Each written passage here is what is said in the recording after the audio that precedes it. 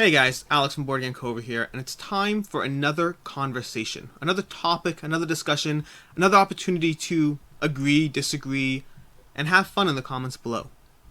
And this one is about fake funding goals and cancelled Kickstarters, and what they mean for us, for the companies, for the industry. Are they okay? Are they not okay? What is going on behind them? Now, I will say, as usual, when I talk about something, I'm going to be fairly emotional, or I don't know. I often talk as if you're disagreeing with me, just because it's the nature of a conversation. There's more emotion, there's more engagement if I'm arguing, even though most of you actually probably aren't arguing. I could say that, especially in the context of this. I mean, the specific trigger for this is In Too Deep, which recently got cancelled, just shy of hitting its funding goal. And in the comments for In Too Deep, I've seen mostly nothing but support. So I already know that a lot of you are in agreement. A lot of you don't have a problem with this. At the same time, I've definitely seen on various forums a bunch of people trashing the company. Absolutely, how dare they cancel? How could they possibly? I mean, they funded. They basically were just shy of funding, and now they're canceling. That's almost baiting and switching. People offended at the sheer audacity of the company to lie to you like that. If that wasn't the real funding goal, why would you have it up? Why put that there if it's not the truth? And it's not the first time I've seen that kind of public outcry. Every time a fairly decent mid-sized Kickstarter cancels, you see this kind of outpouring from some corner of the internet or not. And so again, whether you agree or disagree, this is just for the fun of the conversation. We don't have to agree to be friends. So if you already agree with everything I'm saying, if you already agree with the various points I will outlay in this video, great. And if you don't, great too. I have no interest in being an echo chamber of my own making. I'd much rather be able to contribute to the conversation both from my viewpoint as well as seeing the alternative from any of you. And with that whole thing out of the way, let's talk about it. So funding goals. Funding goals are almost universally fake, especially if you are a larger Kickstarter creator. A smaller, fresh, out of the box, new someone on Kickstarter who's launching their first thing, whole different conversation. But when you see these well-produced Kickstarters, these fully comprehensive graphics, artists, reviewers, everything coming, when you see those Kickstarters, they're coming to you with a fake funding goal. And the exceptions are few and far between, but more notably, the exceptions are often not done well, or they don't go well. I shouldn't say they're not done well. They don't go well. Now, CMON is the most, I guess, the largest exception to that. CMON often does have realistic funding goals of $200,000 or whatnot, and keep in mind, they got pushback on that when they first shifted their Kickstarters from being $50 to $100 to $200,000 for their funding goals. A lot of people had problems with that. Why are you delaying the stretch goals? Why are you pushing this off? You're just looking for opportunities to not give us stretch goals. The entire process is a myth. The entire process is built to engage us. The entire process serves only as a fuel to the fire, to build up the passion, to build up the sales, to build up the momentum and the hype around the Kickstarter. And yet people had a problem when they made the funding goal larger, as if they were being stolen from in terms of their stretch goals. Now, this is something I've talked about in the past when I talked about a lot of CMON drama, where I said when you force a company into public outcry in either direction, don't be surprised when they pick whichever just makes most financial sense. I'm not saying I agree. I'm not saying I do disagree. I disagree with the premise that anyone should choose profit over morality. I do. At the same time, I am sympathetic. Not in agreement, but I'm sympathetic when a company chooses profit over morality, where either way, they're going to get butchered. It's a rock and a hard place, and they have to pay the bill somehow. And this is a lot less than, stealing from someone. This is a whole different conversation from straight up stealing from people. I'm not advocating, I just want to be very clear. This is a YouTube video, and I say things, and people sometimes take them the wrong way. In no way am I saying that when you're forced in between hard choices, just go ahead and do whatever. Not in the slightest. But fake funding goals, with the exception of CMON, realistic funding goals have not done well historically. We saw Beyond the Monolith. Beyond the Monolith was a huge system with a giant letter from the creator about the nature of fake funding goals, about the nature of the industry, of robbing Peter to pay Paul, with having these Kickstarters launch off another, and having this emphatic, no, this is the funding goal we need. And then the project failed. Not exclusively because of that, don't get me wrong, but it certainly took out the momentum. It certainly took the momentum out of the picture. It certainly took that fun and that energy of seeing your stretch goal crushed and then seeing the stretch goals build up and build up. It takes that fun out of the equation. It turns into much more. It turns Kickstarter into much more of a simple product on the shelf. Either you want it or you don't. There's no hype train. There's no energy. There's no daily reveal. You're not sucking people along for the ride. And that does incentivize a good buyer. When you emotionally invest people in your product, they want to buy your product. That's just good business. Now, granted, there are many who will say that's unethical. Pitch your product as it is. Don't try to resort to any form of emotional manipulation. But I don't have a problem with emotional manipulation unless it's done in an incorrect way. When you say please or thank you, it's an emotional manipulation. It is you trying to get the result you want through the use of manipulation. The question with manipulation isn't whether it exists. It always exists. The question is it harmful? Who is being hurt by the manipulation? And I don't think stretch goals are a problem. I don't think fake funding goals are a problem. It is a lie that we all get on board with, but we are okay with it. And here's a reasonable question for you. If you are someone that has a problem with fake funding goals, if you dislike it, if it's unethical, how dare they lie to us to get our money? Do you also have a problem with stretch goals? Because those are just as fake, for the most part. There are some companies that are exceptions, but for the most part, those are just as fake. So if you only have a problem with the lie when it doesn't work out in your favor, but you don't have a problem with the lie when it works out just fine, then where's the consistency? Where's the consistency in your belief system? Anytime you see some sort of sale, this is originally $120 on sale for $20, it's a lie. The process of selling products often results in a form of manipulation of the numbers, of the data, of the whatever, to suck you in for the ride. And again, I'm not saying I agree with it. I'm not. But the question is, which ones are harmful and which ones aren't? When you tell someone something is actually worth X, but I'm selling it to you at Y, you're lying about the value of the product. But a fake funding goal isn't that. A fake funding goal allows you to build up. You're not in any way lying about the value of the product. You're just saying, here's what we need to create it, when in reality you want far more. And in general, if you are an established company, you probably want, I would say, 5 to 10 times what you think your realistic funding will be. You want to put a fifth or a tenth of that, somewhere in that range, as a funding goal. If you think you can possibly earn, let's say, $300,000, put down $60,000, $70,000, somewhere in that range, because it gives you room to see how the campaign develops, to see how the campaign grows, to give those funding goals. And yes, it's totally possible you won't hit 300,000, but at 60,000, even if you hit 130,000, 150,000, there's still room to play with those stretch goals. But if at 60,000 you only hit 80,000, there's no room to play there. There's nothing you can do. Take S.H.E.O.L, for example. S.H.E.O.L is another great example, another one that this one fortunately did fund. I'm very happy for them. They did manage to cross that finish line at the end, but barely. And along the way there was negativity, there was doubt, there was a lack of buy-in from people as they didn't see any of the stretch goals unlock. What they're effectively seeing, especially, and this problem is mitigated by daily unlocks, certainly mitigated, not gone away completely. But when you have stretch goals in your campaign, and your campaign is creeping along and not hitting that funding goal, then what you effectively have is you have a whole bunch of people who are backing the game who are now sitting there wondering, how much value am I not getting? How much produced content? How many extra characters? How many extra expansions? This, that, the other. How many things am I not getting because we're clearly not hitting those marks? And then campaigns have to go into survival mode and try to figure out how to say, no, you're really getting this all along, but we just have to adjust the way we present that because we've been telling you it's about stretch goals and funding goals. So again, daily unlocks will certainly mitigate that, but it's still not great when a campaign kind of just trunches along, and I don't think trenches is a word, but trudges along and just barely hits those funding goals. So what can they do? What are they supposed to do? Are they supposed to put realistic funding goals like S.H.E.O.L and Beyond the Monolith? How did that work out for them? Again, S.H.E.O.L barely made it, Beyond the Monolith canceled.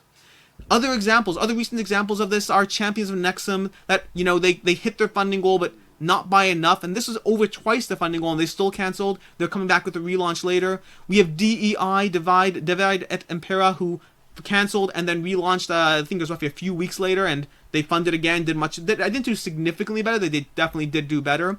We have Neo-Morphosis that also hit 4 times its funding goal. And they're coming back with a relaunch, but they haven't come back yet. What is the number? What makes sense? At what point should a campaign cancel? And what do they owe you? When I see people dumping on a company, dumping in them, how dare they? What are they doing? Again, in too deep. How could they possibly cancel their Kickstarter when they already funded? It's not okay. It's wrong. They're lying to us. The scumbags of a company. Remember that there are people who run companies. There are people on the other side. Now, I'm not giving a complete free pass. I'll get to that shortly. But you're talking about someone who thought that their Kickstarter would hit 80,000, 100,000, maybe 60,000 day one. And it didn't. Effectively, something they've put time, effort, and energy into is not hitting what they thought it would. They're building a product. They're putting time, energy, and money into this product. And it's already not becoming the level of success they thought it would. Now, whether or not that was realistic is a different conversation. But you realize you're beating on someone when they're down. In addition to the fact that they didn't hit those lines in the sand that they were going for, now they have a bunch of, the angry mob on the other side saying, how dare they, those scumbags, those liars, when the biggest crime they've committed is not giving you a board game. They haven't taken your money. They got your hopes up. Well, guess what? They got their hopes up too. And for them to have people attacking them after, can you imagine? Can you imagine putting your own time, effort, and energy into something, having it fail, and then having people attack you for it failing? At what point do we stop being human beings? At what point do we stop realizing that there are people on the other side just trying to do what's right, just trying to make a living, trying to be in this hobby and pay the bills? I don't envy anyone trying to be in board games while trying to pay the bills. It's a growing hobby, make no mistake, but it's not at the point where it competes with many standard day jobs. But their biggest crime is wanting to do something they love. Instead of sitting at a desk doing accounting or whatever it is. Nothing wrong with accounting, by the way. And that's their biggest crime. And then it's disheartening to see people forget that there are real people on the other side of a company. There are real people making decisions. And you may not always agree with that. And this is where my exemptions don't go into, which is, I'm not saying companies get a free pass to do things that are straight up wrong. I'm not saying companies get a free pass to sell your product, not deliver, and then I just say, hey, they're real people too, guys. That's not what I'm saying in the slightest. But there is a difference between being cheated versus having a campaign cancel.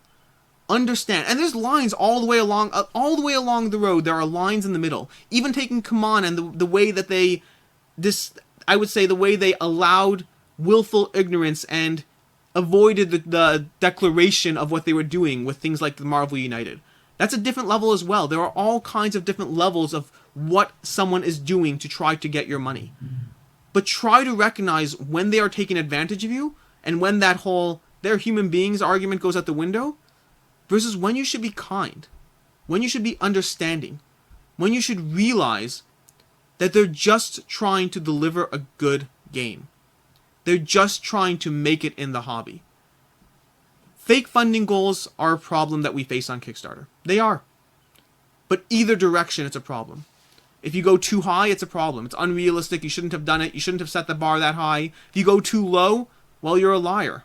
And by the way, I'm not a fan of people who put like $2,000 funding goals and say, well, fund it in 6 minutes. I mean, if you want to put a $2,000 funding goal, be my guest. But don't put funded in 6 minutes like it's some badge of honor when your funding goal is that low. But there's a balance. There are different numbers at play. There's $1,000, there's $30,000, there's $300,000. There are all kinds of numbers to play with, and you want to set something that can be a target, something that can be beaten. But then you want to give it time to be beaten so that you can give your audience those stretch goals. I mean, take a look at this game. Take a look at Into Deep. I mean, look at the first 3 stretch goals. $45,000 funded, and this is Canadian dollars. $45,000 funded. $55,000 all playing cards upgraded. $80,000 custom mini bases, and these mini bases look cool. Don't you want to see what's next? This is Burnt Island Games. Their last few games have knocked it out of the park with the sheer level of quality and funding goals that they delivered to their backers. It was fun. It was an experience. Don't you want that? They're not saying goodbye. They're saying, we'll relaunch later. We'll regroup. We'll relaunch. We'll figure out how to better market this game because of how much we believe in it. Give them the leeway. I think you should. I don't know. Maybe not. And I get that you can say, well, don't put a product up for sale unless you're willing to stand behind the price. I get that. I do. At the same time, understand that they can counter with, okay, great, then you'll get the product as is, no stretch goals, done, bye. They can do that. Again, it's two lies at the same time. One lie you're okay with, one lie you aren't. Unless you're not okay with both, in which case, congratulations, you're consistent. That's good. It's always helpful to be consistent in an argument. A debate, not argument. We're just talking. We're all friends here. I don't know. And then one last thing, I guess. Take Tanares Adventures. Tanares Adventures did something that I thought was very helpful for the board game space in general. They did something that was not only interesting for themselves, but it was interesting for the hobby. I thought it was useful for anyone launching a Kickstarter. Which is, they showed that they're in the Pledge Manager, they got over twice what the, I think it was twice, I should double check the actual update, but they got a significant amount of funding in the Pledge Manager, and they shared what that was, or at least what it was at one point. To give context to the fact that so often, companies will get what they need in the Pledge Manager, and so realistic funding goals to begin with are a joke. It's always a question of gauging excitement, of gauging the audience. If you actually put what you need to create a project, you're probably oversetting the bar from what you need. But if there's not enough hype, can you really rely that you'll get that in the Pledge Manager? It's a guess. And again, all these guesses are being made in the interest of doing what they love for themselves and for us. Again, this is a hobby that most people who are in it, not everyone for sure, but most people who are in it, I would wager are in it because of their love of the hobby. Let's give them the space to breathe. Let's give them the opportunity to fail. Let's give feedback. By no means am I saying don't give feedback. Your opinion should always be noted, but it can be delivered with respect and understanding to the fact that there are people on the other side. And to be frank, this concept of human beings applies to any business. It applies to any encounter with any person on planet Earth. Treat them the way you want to be treated. It's a basic tenet. Treat people the way you want to be treated. I hope you enjoyed this video. It's another conversation.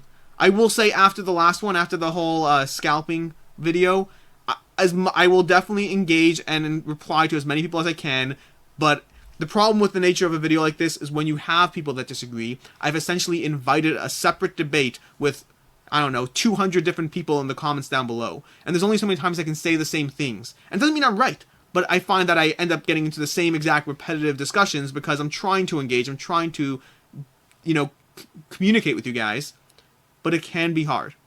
So if I don't reply, again, don't take it for anything other than there's a lot of comments, you guys are killing it, I really appreciate it, but it's the start of a conversation, which is all it's really meant to be.